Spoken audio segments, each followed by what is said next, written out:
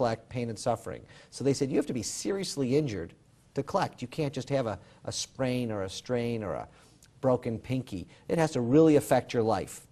In 1995, tort reform came out, more tort reform came out, and tried to make the standard even harder.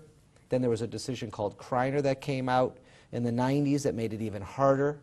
And then the Court of Appeals and the Supreme Court have been playing with that threshold. Every few years it changes a little bit.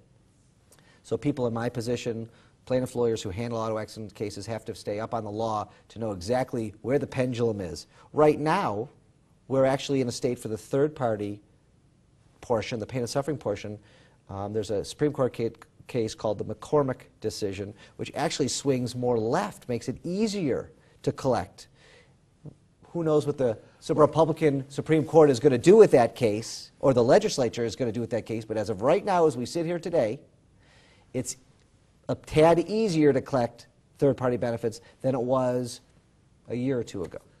But also, isn't it true that there's been a shift because now you have a Republican majority versus when McCormick was passed, there was a Democratic majority of one? Correct, but they haven't changed it yet.